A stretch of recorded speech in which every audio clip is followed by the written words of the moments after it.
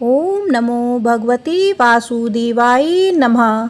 नमस्कार दोस्तों, आज मैं आपको निर्जला एकादशी व्रत कथा सुनाऊंगी। आप सभी मेरे साथ बोलिए, विष्णु भगवान की जय।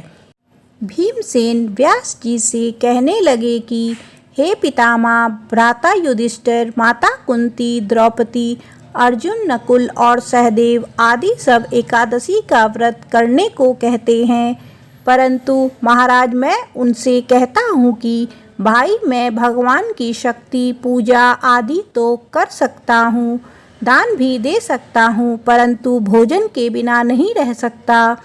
इस पर व्यास जी कहने लगे कि हे भीमसेन, यदि तुम नरक को बुरा और स्वर्ग को अच्छा समझते हो तो प्रति मास की दोनों एकादशियों को अन्न मत खाया करो। भीम कहने लगे कि हे पितामह, मैं तो पहले ही कह चुका हूँ कि मैं भूख सहन नहीं कर सकता। यदि वर्ष भर में कोई एक ही व्रत हो तो वह मैं रख सकता हूँ, क्योंकि मेरे पेट में वृक नाम वाली अग्नि है, सो मैं भोजन किए बिना नहीं रह सकता हूँ। भोजन करने से वह शांत रहती है, इसीलिए पूरा उपवास तो क्या एक समय भी बिना भोजन के लिए रहना कठिन है। अतः आप मुझे कोई ऐसा व्रत बताइए जो वर्ष में केवल एक बार ही करना पड़े और मुझे स्वर्ग की प्राप्ति हो जाए।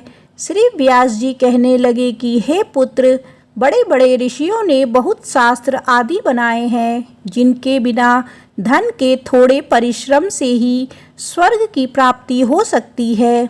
इसी प्रकार शास्त्रों में दोनों पक्षों की एकादशी का व्रत मुक्ति के लिए रखा जाता है। व्यास जी के वचन सुनकर भीमसेन नरक में जाने के नाम से भयभीत हो गए और कांपकर कहने लगे कि अब क्या करूं? मास में 2 व्रत तो मैं कर नहीं सकता। हाँ, वर्ष में एक व्रत करने का प्रयत्न अवश्य कर सकता हूँ।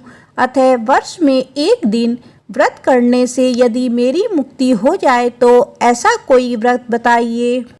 यह सुनकर व्यास जी कहने लगे कि वृषभ और मिथुन की संक्रांति के बीच ज्येष्ठ माह के शुक्ल पक्ष की जो एकादशी आती है, उसका नाम निर्जला है।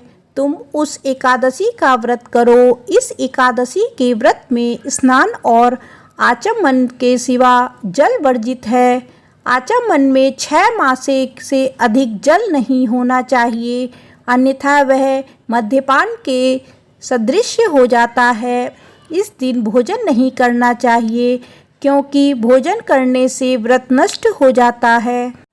यदि एकादशी को सूर्य उदय से लेकर द्वादशी के सूर्य उदय तक जल ग्रहण ना करें तो उसे सारी एकादशियों के व्रत का फल प्राप्त होता है। द्वादशी को सूर्य उदय से पहले उठकर स्नान आदि करके ब्राह्मणों का दान आदि देना चाहिए। इसके पश्चात भूखे और सत्पारण ब्राह्मण को भोजन कराकर फिर आप भोजन कर लेना चाहिए। इसका फल पूरे एक वर्ष की संपूर्ण एकादशियों के बराबर होता है। व्यास जी कहने लगे कि हे भीमसेन, यह मुझको स्वयं भगवान ने बताया है। इस एकादशी का पुण्य समस्त तीर्थों और दानों से अधिक है। केवल एक दिन मनुष्य निर्जला रहने से पापों से मुक्त हो जाता है।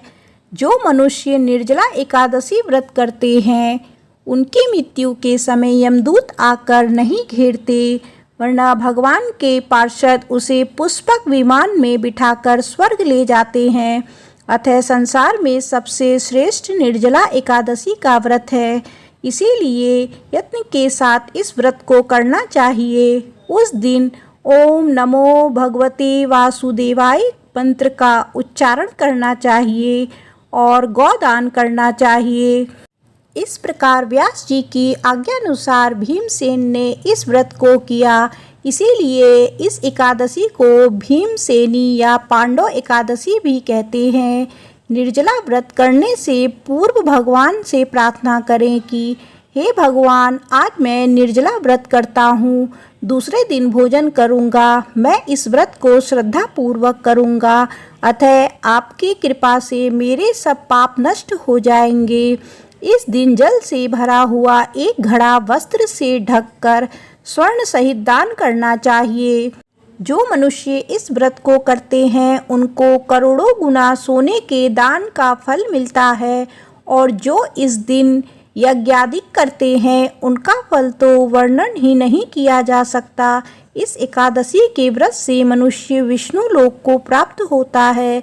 जो मनुष्य इस दिन अन्न खाते हैं वे चांडाल के समान होते हैं, वे अंत में नरक में जाते हैं। जिसने निर्जला एकादशी का व्रत किया है वह चाहे ब्रह्म हत्यारा हो, मदपान करता हो, चोरी की हो या गुरु के साथ द्वेष किया हो, मगर इस व्रत के प्रभाव से स्वर्ग जाता है।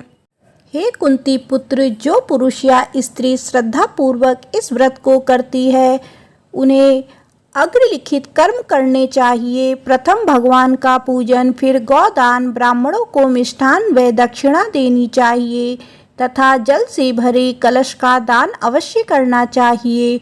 निर्जला के दिन अन्य वस्त्र, उपाहन आदि का दान भी करना चाहिए। जो मनुष्य भक्ति पूर्वक इस कथा को पढ़ते या सुनते हैं उसे निश्चय ही स्वर्ग की प्राप्ति होती है। निर्जला एकादशी व्रत कथा समाप्त होती है। आप सभी मेरे साथ बोलिए, ओम नमो भगवते वासुदेवाय नमः।